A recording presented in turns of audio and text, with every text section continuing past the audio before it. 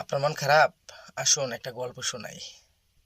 তো একদিন এক ম্যাজিশিয়ান সে বনে ধার দিয়ে যাচ্ছিল। সে একটা কাককে দেখতে পেল, তার কাকের মন খারাপ। তো কাককে জিজ্ঞাসা করলো, কি হলো, তোমার মন খারাপ কেন? তখন কাক বলল, আমার কোনো একটা কালার হলো, আমি ডাস্টবিনে খাবার খেয়ে বেঁচে থাকি, আমাকে কেউ পছন্দ করে না, কেউ ভালোবাসে না। তো তখন ম্যাজিশিয়ান জিজ্ঞাসা করলো, তো তুমি কি চাও? তো ম্যাজিশিয়ান তখন কাক বলল, আমি টিয়া হতে চাই। দেখেন টিয়ার কত দাম, টিয়ার কত কালার, কত সুন্দর, টিয়াকে সবাই পছন্দ করে, মানুষের ভাষা শিখায়। তখন ম্যাজিশিয়ান বলল, ঠিক আছে, ওকে, তুমি টিয়ার আমার একটা শর্ত আছে। শর্তটা হলো তুমি তুমি টিয়ার কাছে যাও। তো কাক খোঁজাখুঁজি, অনেক খোঁজাখুঁজি করার পরে টিয়াকে খুঁজে পাইল না। তখন টিয়া কি করলো, কাকের কাছে নিজে আসলো। তখন বলল যে, তুমি আমাকে এত খোঁজাখুঁজি করলা, আমাকে খুঁজে পাইলা না, আমি তো তোমার সাথেই ছিলাম। তখন কাক জিজ্ঞাসা করলো, টিয়াকে বলল, তুমি তো কত আনন্দে থাকো, তোমাকে মানুষের ভাষা শিখায়। তখন টিয়া কি করলো, তার মনের কথা বলল, খুলে বলল। টিয়া বলল, এটা কোনো কালার হলো? তুমি সারা দুনিয়া খুঁজে ফেলছো, আমি তোমার সাথে ছিলাম, তারপর তুমি আমাকে খুঁজে পেলে না।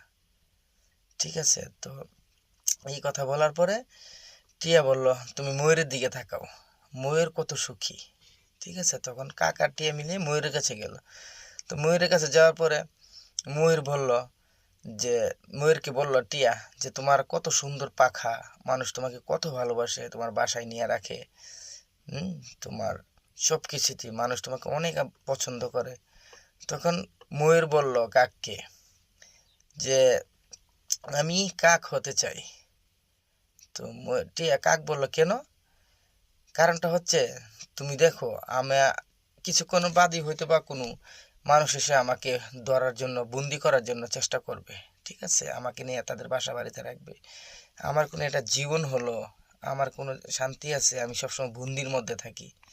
ঠিক আছে? তখন ময়ূর কাক হওয়ার জন্য চেষ্টা করলো। তো আপনারা এটা থেকে কি বুঝলেন? ভাই, একটা কথা কি জানেন, যার যার অবস্থান থেকে সবাই সেরা। যে যেই অবস্থানে আছেন, ওই অবস্থানে সন্তুষ্ট থাকুন। ঠিক আছে? যার যার অবস্থান থেকে সবাই সন্তুষ্ট না। তো আপনি যেখানেই যান না কেন, আপনি তার সাথে কথা বললে বুঝতে পারবেন তার মনের অবস্থাটা। ধন্যবাদ।